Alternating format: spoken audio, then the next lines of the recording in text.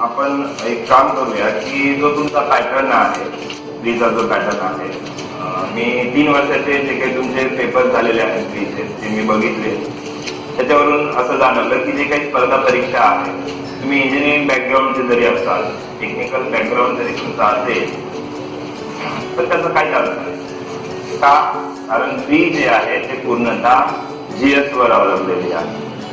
म्हणजे तुम्हाला तुमचं टेक्निक जर दाखवायचं असेल तर ते मेन्सला आहे 300 मार्क, बरोबर ना? 300 प्रश्न आहे. पण प्रीचे जे 100 क्वेश्चन्स आहेत त्याच्यामध्ये आय थिंक 20 प्रश्न फक्त तुमचे टेक्निकल बॅकग्राऊंडचे काहीतरी आहे. बाकी सर्व 80 जे क्वेश्चन्स आहेत ते सर्व कशावर आहेत? जीएस आणि आयक्यू वर आहेत, बरोबर? आणि जे मी पेपर बघितलेले आहेत ते काही साधे पेपर नाही आहेत. एकदम असं काही पोलीस भरतीचे एकदम क्लास 3च्या पोस्टचे जसे 1 लाईन क्वेश्चन असतात असे क्वेश्चन नाही आहेत.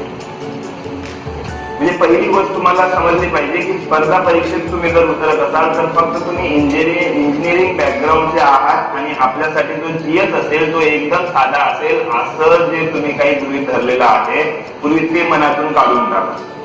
जीएसचा जो पोर्शन आहे प्रीचा तो टफ आहे, एकदम टफ नाही, एकदम इझी नाही, ते समजतं आपण. तर समजून घेऊ आपण की सेल जे आहे, सेल माहिती आहे सर्वांना, सेल माहिती आहे. तर साध्या भाषेत आपण सुरुवात ज्याची जीवाची होते ती जीवाची सुरुवात सुरू होते एका सेल पासून, बरोबर? म्हणून पहिलं गोष्ट लक्षात ठेवा, तिथे एक वाक्य दिलेलं आहे तुमच्या सिलेबस मध्ये की कमीत कमी वेळामध्ये योग्य निर्णय घेण्याची क्षमता तपासणे. की तुम्हाला जर ऑप्शन दिले तर तुम्ही किती लवकर त्याचं उत्तर देता. तुम्ही वाचलेला आहे, नाही वाचलेला आहे याच्याशी काही घेणं देणं नाही. जसं की एखाद्या कंपनीमध्ये एखादी उदाहरण देतो, कधी तुम्ही दिले असतील तुमच्या मित्राला, तरच आपण म्हणतो आपल्याला काय समजतं त्याच्यावर. कारण प्रशासनामध्ये जात असताना आपल्यापुढे खूप सारे आव्हाने येतात, खूप सारे वेगवेगळे प्रश्न येतात, समस्या येतात आणि त्या समस्या जर सोडवायच्या